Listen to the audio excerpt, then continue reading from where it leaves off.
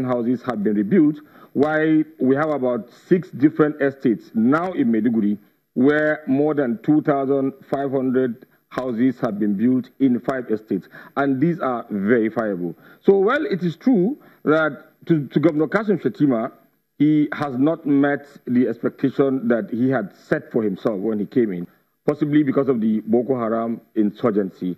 But I would say, probably without the insurgency, only the governor's ambition was really, really big. When he came on board, his ambition was to eliminate stack houses in the whole of Borno State. He came with an ambition of building about 100,000 houses.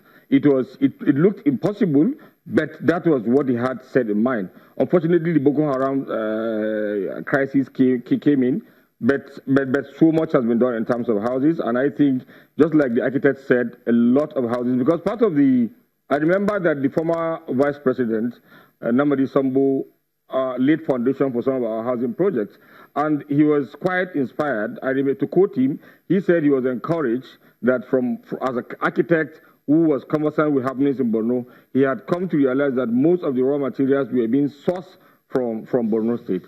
And of course, the aim was to generate, to create jobs and spread wealth. So I think in the area of housing, the Governor Shettima has done exceptional. No, but you're talking about you to come to Borno and see for yourself. Thank you for the invitation. You're talking about Governor Shettima. We've gone beyond Governor Shettima right now. We're talking about the presidential candidates who have made promises now. They're all talking about changing the face of Nigeria. They're talking about job creation. They're talking about infrastructural development. Now, Architect Etok, who is a social housing person, he's been doing that, believes that housing is a sure way to create more jobs. Mr. Sowunmi says the promises they've made are not tying into the needs of the Nigerian. So, do you agree with the points they've taken? Yes, Governor Shettima has done it. We're talking about these other people who are promising to change the face of Nigeria from the #1 position in the country. Well, I will tell you, the federal government has no land, apart from the FCT. Whatever the federal government, any political party has its own manifest. And some of these manifests are actually implemented through state governments. So you can hardly divulge what any state government or a particular party is doing from that of the federal government, because the federal government has to create the enabling environment in the first place. But I will tell you that from what I've seen, Channels TV, I remember watching on television about 4 or 5 months ago, there was a housing program that was launched by the Federal Ministry of Housing for workers. And in Borno State, I know that the Federal Mortgage Bank is currently building a number of houses. The first phase was about 500 houses, and I think they have been completed. I know that there are similar housing projects in Bauchi. I've seen in Bauchi, and I know that there is another one in Abuja. I haven't gone to other states, to see these projects. But I would tell you that it is normal for electorates to have certain expectations. It is legitimate. Most times, every government comes with an ambition. But there's always a difference between the ambitions you come with and the realities that you meant on ground. For instance, when the Buhari administration came on board, it came with the anticipation that it would have the benefit of earning the kind of revenue that the previous administration had. You know that at some point, the oil, Nigeria's oil, was being sold for more than $100 per barrel. Under the Buhari's administration, the price went as low as $30 to $40 per barrel. So under that kind of situation, you are not likely to meet the kind of targets, the kind of ambitions that you had. Because I remember that in June 2016, for instance, I knew when Borno State government, as a case study, was receiving about 1.7 billion naira as the net allocation from FAC. Whereas at that time, our salary bill alone was about 2.6 billion.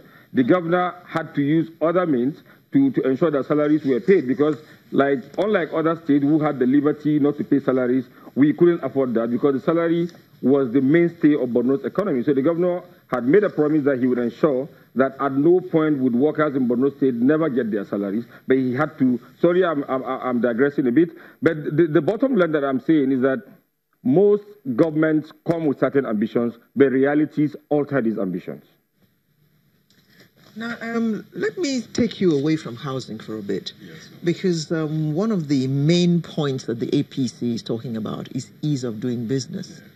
And some people are saying that we just mouth that. It is just talk, because our actions don't seem to tell people that we want to make doing business easier in this country, whether it's the foreign investor who's supposed to come in and put his money in the country, or the Nigerian who wants to do business.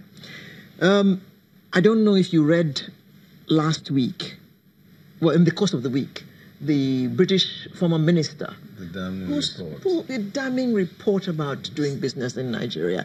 And that is demarketing Nigeria big time. You talk about making it easy to do business, but your actions give the wrong, the opposite impression. You see, this is probably one of the most important things I'm going to say during this program. Nigeria as a country parades one of the most cerebral human beings on earth.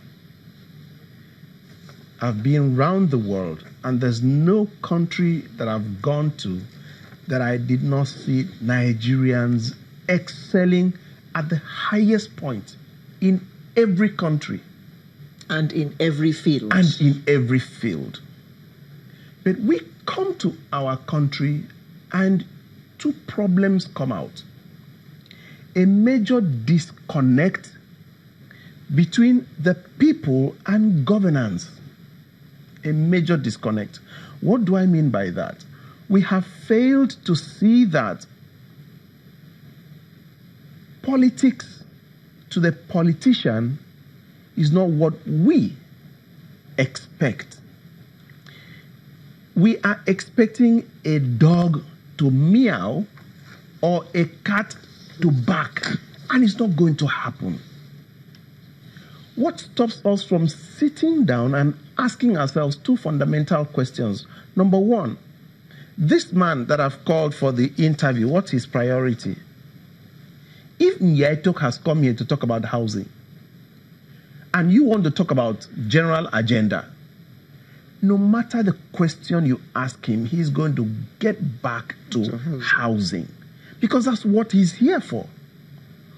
We are electing politicians. Have we asked ourselves what their agenda is?